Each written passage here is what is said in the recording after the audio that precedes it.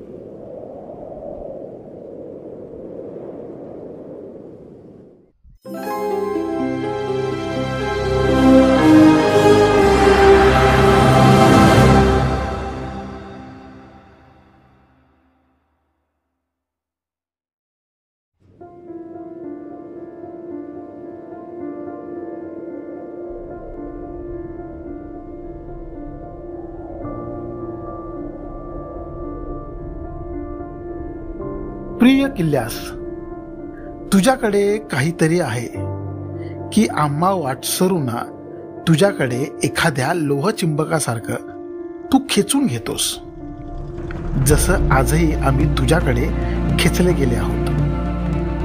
ही भटकंती अद्भुत असेल यात शंका नाही, आणि हीच भटकंती आज आम्ही तुमच्या समोर घेऊन येत आहोत.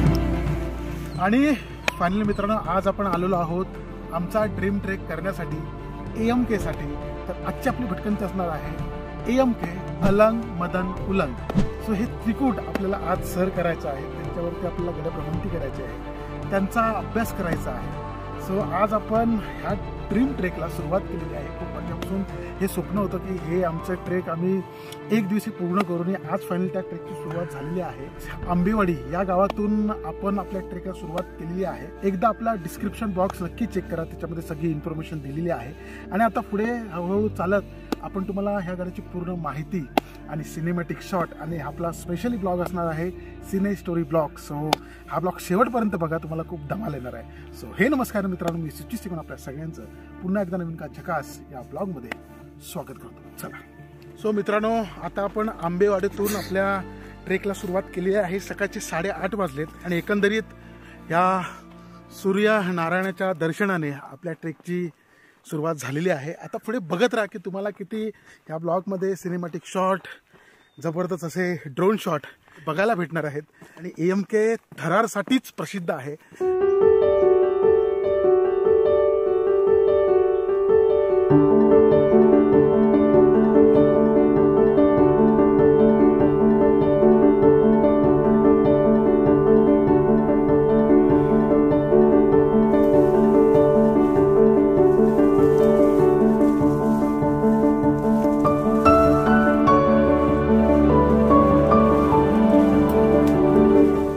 मित्रांनो, जसं की आता आपल्याला ट्रेक करून 1 पाऊण तास झालेला आहे आंबेवाडीतून.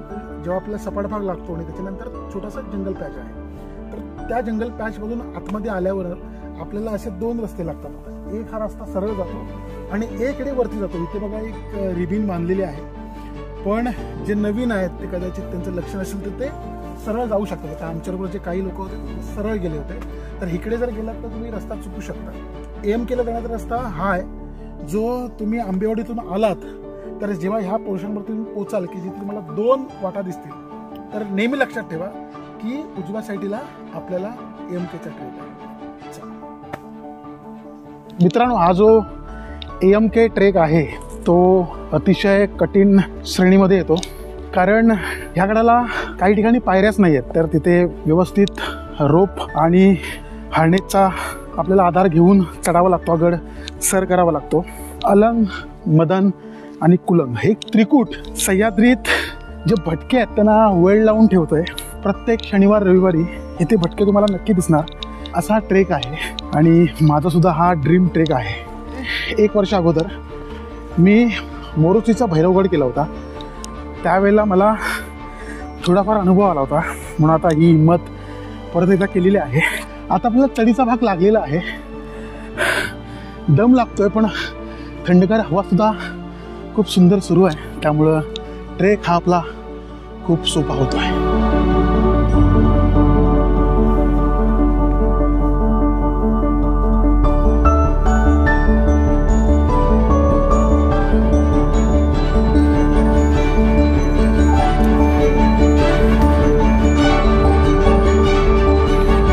मित्रांनो, आपण जसे जसे पायवाट वरती चढतो तशा तशा आपल्याला या रिबिन्स बांधलेल्या दिसतात, ज्या आपल्याला वाट दर्शवतात की आपण समजून जायचं ही रिबिन्स दिसल्यावर की आपण AMKच्या प्रॉपर पायवाटेवरून चालतो आहे.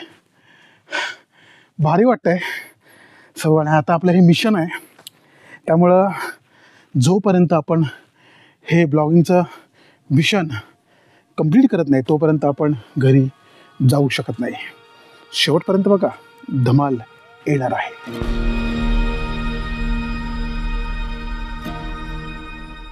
AMKचा ट्रेक करायचं म्हणजे याला 2 पायवाटे आहेत. एक सम्राट गावामधून आणि दुसरी आंबेवाडी गावातून. आता आम्ही तर आंबेवाडी गावातून हा ट्रेक सुरू केला आहे. सम्राटवाडीतून हा ट्रेक कंप्लीट करायला, पूर्ण करायला 4 ते 5 तास लागू शकतात. पण आंबेवाडीतून तुम्हाला 2 किंवा 2.5 तास लागू शकतात जर तुम्ही प्रॉपर ट्रेक केलात तर.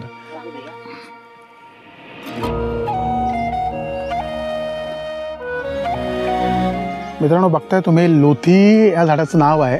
इथले आपले दादा आहेत लोकल्स आंबेवाडीतील. झाड म्हणजे हे यांना या झाडाला वाढायला खूप वर्ष लागतात. म्हणजे असं धरा की हे जेव्हा AMKचे हे आपले किल्ले 3 किल्ले जेव्हा बनवलेले असतील त्या काळातील हे झाड असतील छोटे त्यावेळेला छोटे असतात. त्यावेळेस छोटे असतील, पण यांना वाढायला खूपच वेळ लागतो, असं नाही का? बापरे, हे खूप उंच झालंय. पण म्हणजे किती बघा, ही शिवकालीन झाड आहे असं म्हणायला काय हरकत नाही.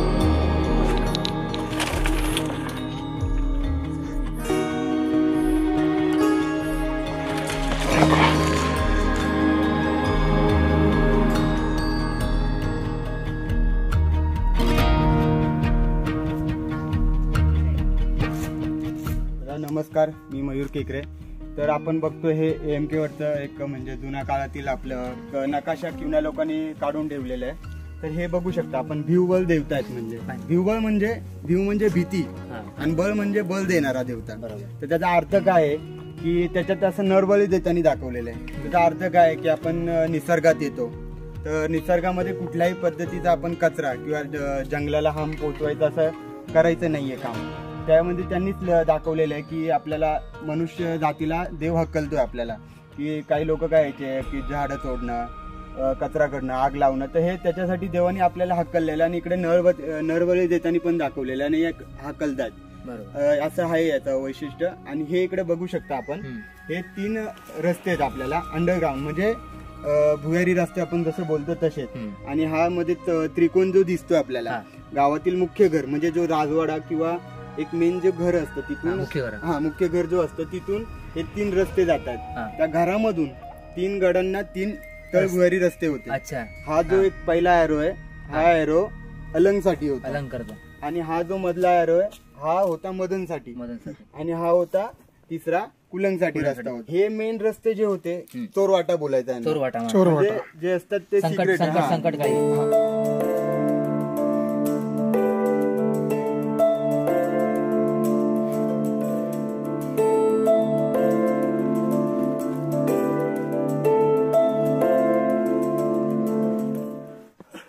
तर मित्रांनो, आता आपण जाणून घेऊया की मुंबईवरून जर यायचं झालं तर आंबेवाडी गावापर्यंत तुम्ही कसे पोचाल.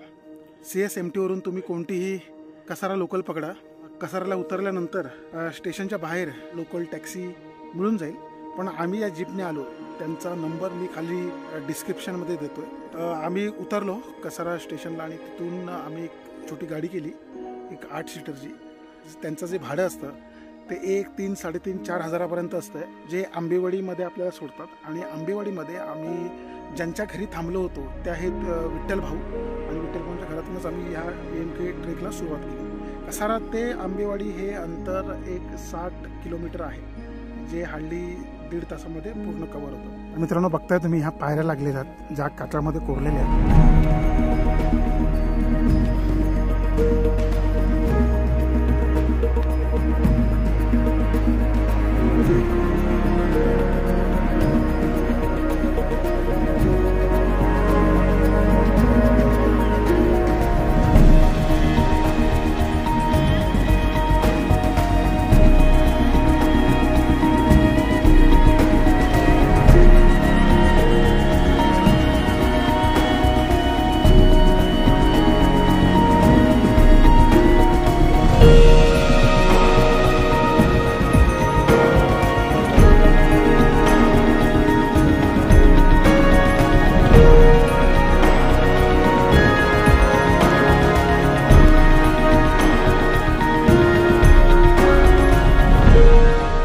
आता मित्रांनो, आपण एका ह्या गुहेमध्ये आलोय आणि आता आपण जो सर्वप्रथम किल्ला करणार आहोत तो आहे मदनगड.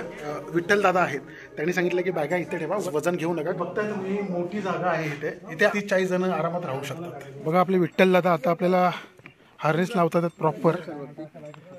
विठ्ठल दादांनी या क्षेत्रामध्ये प्रॉपर शिक्षण घेतलेलं आहे. चला मित्रांनो, सर्वप्रथम आता आपण मदन किल्ला सर करणार आहोत. ही मित्रांनो मदनगडाकडे जाणारी वाट.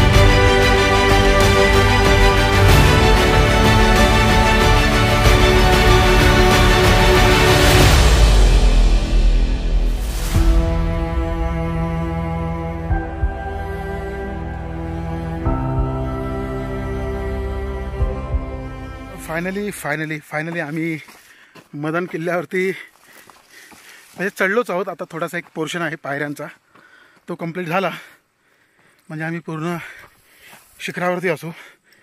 भारी वाटलं यार, भारी एक्सपिरियन्स होता, स्पेशली तो थरार.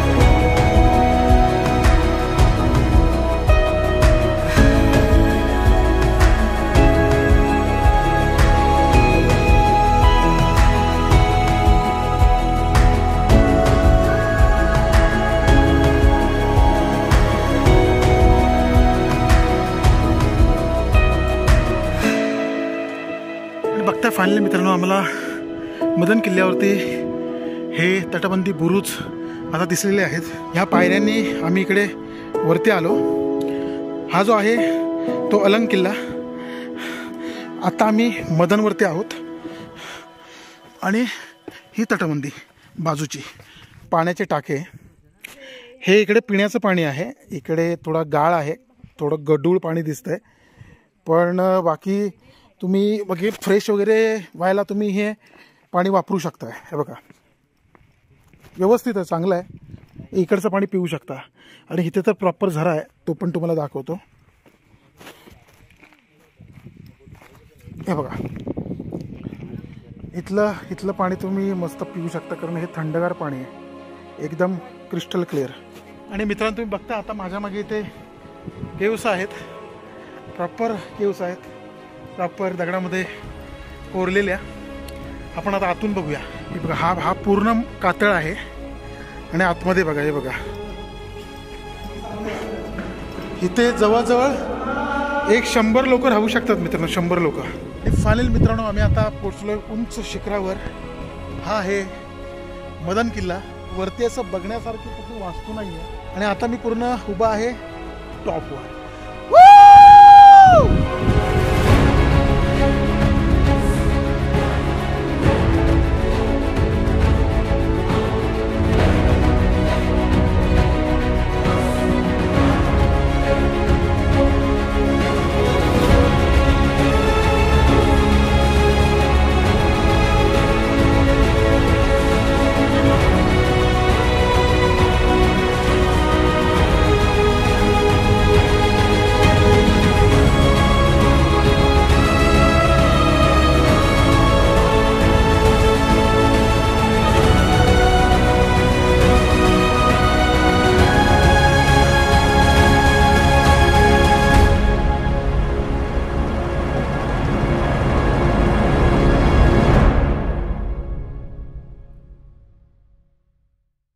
चला आता आपण मित्रांनो परतीचा प्रवास सुरू केला आहे. परतीचा प्रवास सुरू केला आहे म्हणजे आम्ही आता अलंगगडाच्या दिशेने वळतोय. मदनगडाची उतरती वाट आम्ही घेतलेली आहे उतरायला.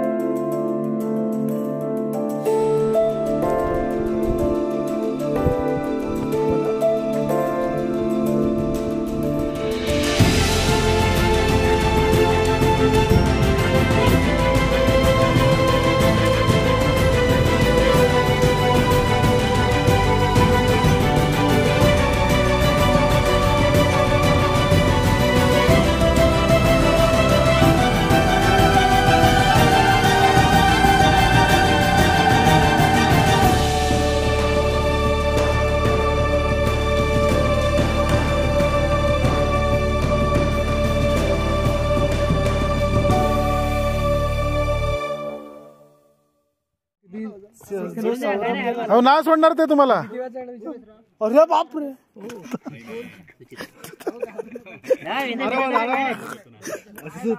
पण हा बघा उतरायचं आहे आपल्याला. लक्षात पर्याय नाही तुमच्याकडे. चेहऱ्यावर दिसतंय कळू शकता. घाबरले त्या. राम राम राम राम राम.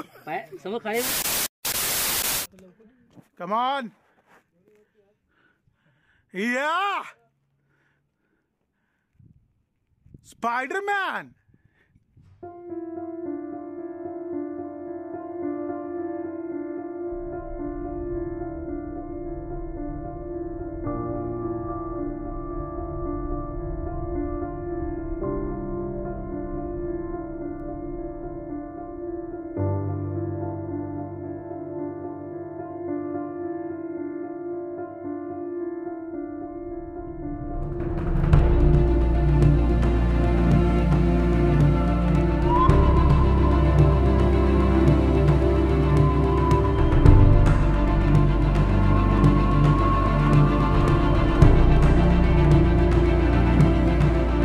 आणि हे आपले विठ्ठल भाऊ, 35 वर्षाचा अनुभव असणारे आपले विठ्ठल भाऊ, त्यांच्यामुळं आम्ही इथे खाली उतरलो, नाही तर आम्ही काय उतरत नसतोय. आता ही रस्सी बघा खेचणार ते बांधले.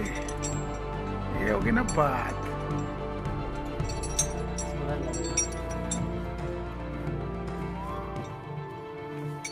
यस. आणि आता आपण मस्तपैकी चालतोय रस्त्याने.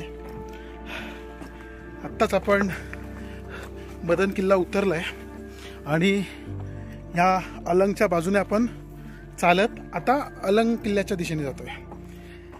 भूक लागले, आता काहीतरी आम्ही खातो भाकऱ्या वगैरे आणि लगेच अलंग किल्ला चढायला घेतो. दोघा मस्तपैकी चपात्या खातो. इकडे मस्तपैकी भाजी आलेली आहे, ताव मारतो. चमच नाही ना.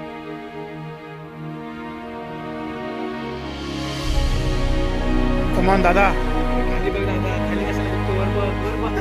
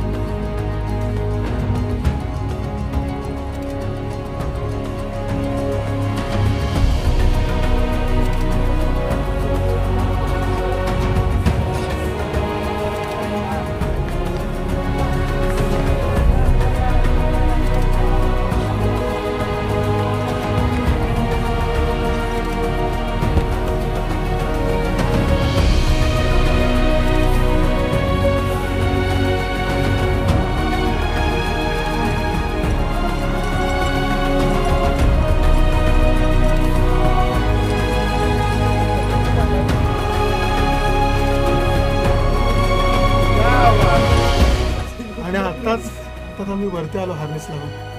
अक्षरशः जरा फाटले पण मजा वाटली. हे बघा, हे विठ्ठल भाऊ आहेत. 14 जण आहोत. 14 जणांना विठ्ठल भाऊनी खेचलं वरती. काय बोलणार सांगा तुम्ही. आत्ता बघा, हे अजून एक आमचा मित्र इथे घालून आहे बघा. आणि यांची इकडे बघा, हे यांची अवस्था बघा. किती मेहनत आहे, किती मेहनत आहे. चला, हे तर हलक्या वजनाचे आहेत. आमचं तर 100 किलो वजन आहे.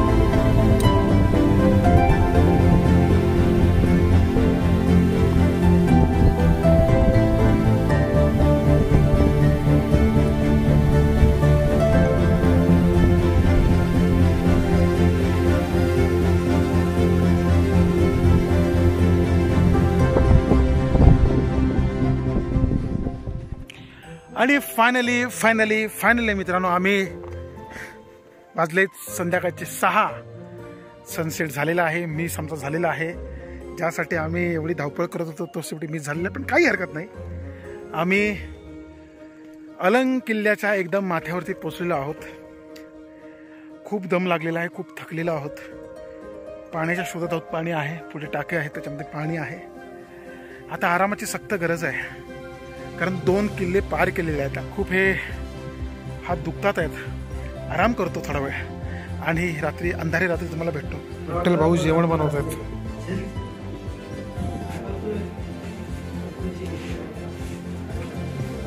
बघा आमची इकडे भाजी आहे, अजून शिजले नाहीये. मसाला भात आणि कढी. मसाला भात आणि कढी आजचं रात्रीचं आमचं जेवण. MK मी चालू केला तेव्हा डोंबिवलीचे आले होते 12 जण. आम्ही कुलंग केला, कुलंग करून मदन केला. तेव्हा रोप नव्हता, मी गावठी रोप आणला, कमरेला बांधून वर खेचून घ्यायचो.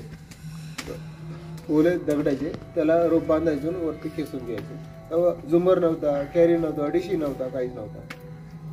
त्यावेळेस मग आम्हाला मी कुलंग केला, नंतर मग मदन केला. रात्री 9:30 वाजले. अलंगला आलो खाली प्याजला. टाइम झाला, म्हणला टॉर्च लावा, मी रोप बांधतो वरती, आपण वरती जाऊ जेवण बनवायला. मी बटाटे भुजले, कांदे भुजले, त्याच्यावरच आम्ही टाइम मॅच केलं. म्हणजे तेच खाल्लं बरोबर. ते घाबरायला लागले ना, एवढ्या रात्रीची वर कसं काय जायचं. नको विठ्ठल भाऊ, वरती नाही जायचं, आपण रात्रभर इथेच राहायचं. मग ते खाल्ल्या केवमध्ये थांबलो.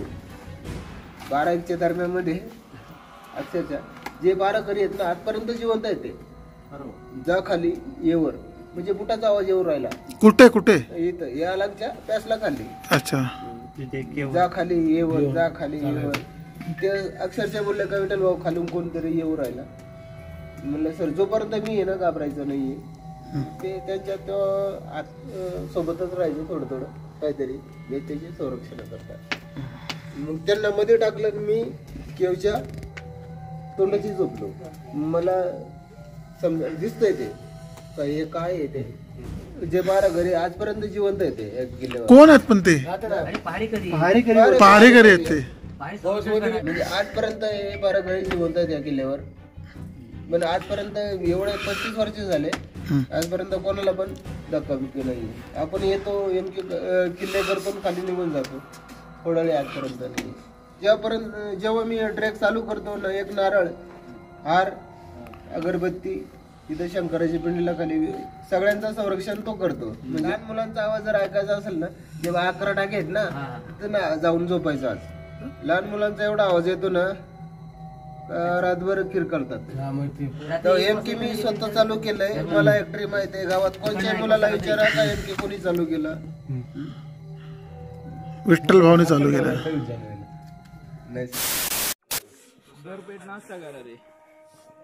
मॅगीचा पुरेपूर आनंद. फटाफट घ्या ना, खाली ठेवू, दिशा खाली टाकून बॉटल ठेवू ना, तो बरं ना. चला मॅगी खायला सगळे रे. चला माळवाले.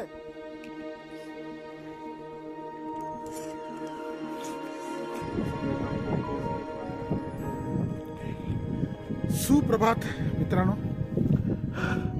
आता आम्ही आहोत अलंग किल्ल्यावरती.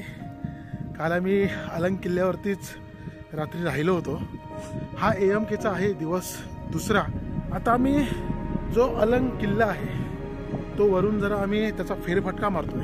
ऐतिहासिक ज्या वास्तू आहेत त्यांचा अभ्यास करतोय आणि एकंदरीत इतिहास समजून घेण्याचा प्रयत्न करतोय. तर ही आपली ह्या दिवसाची सुरुवात झालेली आहे. सो आजचा प्लॅनिंग असणार आहे हा अलंग किल्ला डिसेंड करून नंतर शेवटला कुलंग किल्ला सर करायचा आहे. आणि कुलंग किल्ला सर केल्यानंतर आपल्या परतीच्या प्रवासाकडे आपल्याला वळायचं आहे.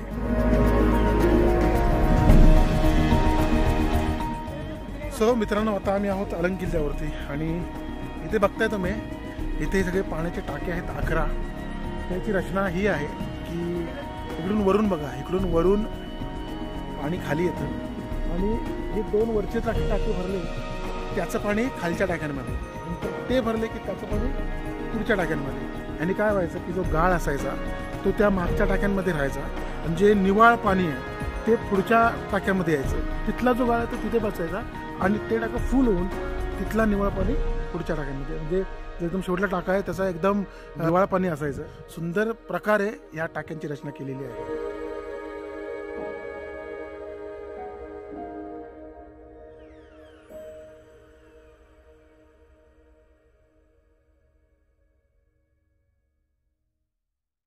हा आहे अलंग किल्ल्यावरील राजवाडा. ही गडावरची एक अशी वास्तू आहे की त्यांच्या भिंती उभ्या आहेत. अथांग पसरलेला हा अलंगड, पण त्याच्यावरती कुठल्याही वास्तू अशा उभ्या अवस्थेत तुम्हाला दिसणार नाही. आहेत तर खाली त्या केव्स आहेत. तर ह्या आहेत त्या वास्तू.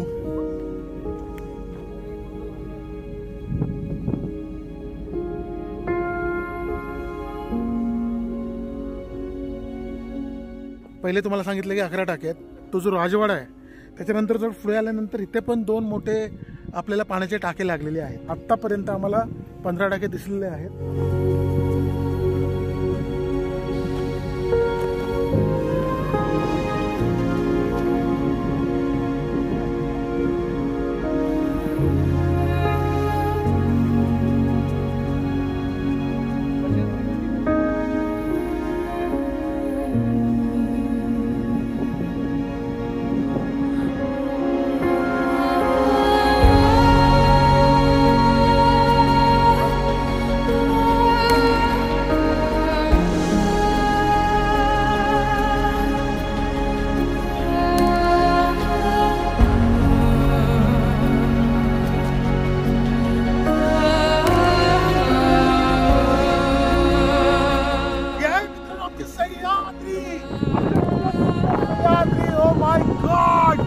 यासाठीच आम्ही केला होता ठास आणि आमचं स्वप्न पूर्ण झालेलं. बघताय तुम्ही माझ्या मागे तरी ढग अडकलेत आणि जे नजारे दिसतायत, ओ माय गॉड, हे डोळ्याचं पाडणं फेडणार हे सौंदर्य हे फक्त तुम्हाला सह्याद्रीच बघायला भेटू शकतं, बाकी कुठेही नाही.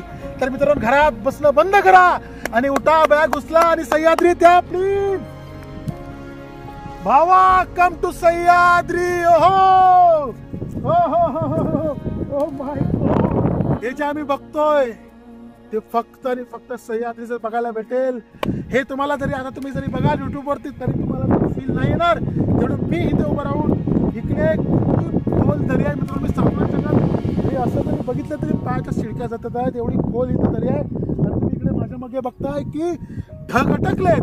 हेच बघण्यासाठी आम्ही आलो आहोत. देवानं आमचं जे मागणं होतं ते पूर्ण केलेलं आहे. जय शिवराय. मी तुम्हाला किती बोंबलून जरी सांगितलं ना की सह्याद्री आपली जादू दाखवते, तरी पण ते तुम्ही जेव्हा आता युट्यूबवरती बघाल किंवा मोबाईलवरती बघाल ते असं तुम्हाला असं एवढं फील नाही होणार. पण जे मी इथे राहून जे हे धावणारे सह्याद्रीतले ढग बघतोय आणि जे स्पीडने ते त्यांचा खेळ खेळतात, एवढं सुंदर वाटतं. आणि हे मित्रांनो फक्त आणि फक्त आमच्या सह्याद्रीतच बघायला भेटणार. म्हणून आम्ही बोलतो की अशक्य सुंदर सह्याद्री.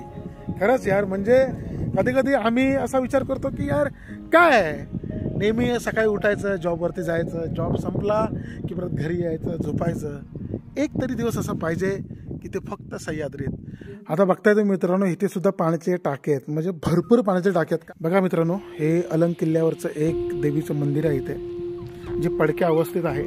सध्याच्या आपल्या ह्या गड किल्ल्यांवरती ही आपली अवस्था आहे.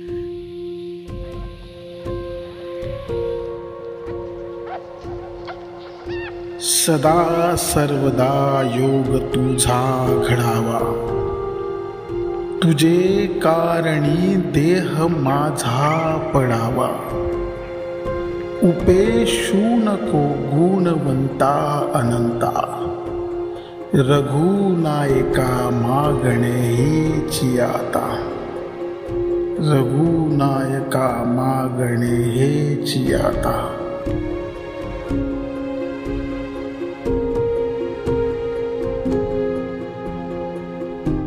अलंग, मदन आणि कुलंग या किल्ल्यांचा फारसा इतिहास उपलब्ध नाही, परंतु शिवरायांच्या काळात या किल्ल्यांचा वापर आजूबाजूच्या प्रदेशावर लक्ष ठेवण्यासाठी केला जात असावा असे यांच्या आकारावरून कळते. किल्ल्यांवर कोणत्याही वास्तू शिल्लक राहिले नाहीत. राहिल्यात त्या फक्त पडक्या भिंती आणि ओसाड पडलेले जोते. मंदिरांवर कुठलंही छत नाही, तेही पूर्ण ढासळलेले आहेत. हे आमचे आजचे गडकिल्ले. हे सगळं बघून मन धस्स होतं. नक्की करायचं तर नक्की काय करायचं हे काहीच समजत नाही.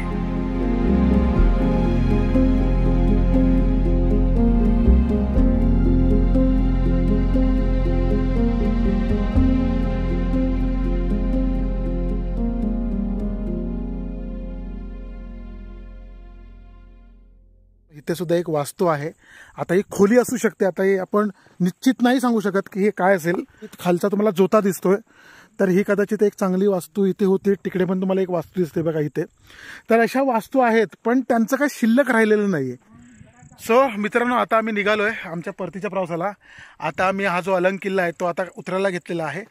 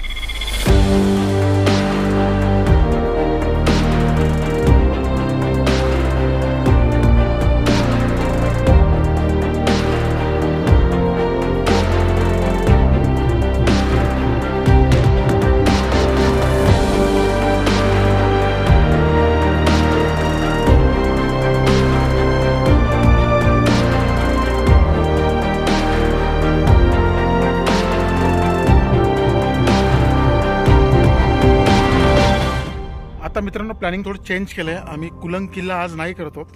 आता जेव्हा पुढच्या वेळेस येऊ तेव्हा हा कुलंग किल्ला सर करू, कारण ऑलरेडी खूप लेट झालंय. आम्ही इकडे खूप वेळ काढला अलंग किल्ल्यावरती, त्यामुळं इकडे खूप वेळ गेला. आणि आता मलंगकडून कुलंगकडे जाण्यासाठी खूप मोठा रस्ता आहे, खूप चालायला लागतं आणि तिथपर्यंत जायला खूप उशीर होईल आणि परत रिटर्न यायला आणि त्याच्यानंतर आम्हाला परत घरी जायला खूप उशीर लागू शकतो. त्यामुळं आपल्या ह्या ब्लॉगमध्ये आपण कुलंग किल्ला नाही दाखवू शकत. पण डोंट वरी, कुलंग किल्ल्याची भटकंती आपल्याला लवकरच करायची आहे. स्पेशली कुलंग किल्ला करायला येणार आम्ही. चला आता आपण परतीच्या प्रवासाला लागतो.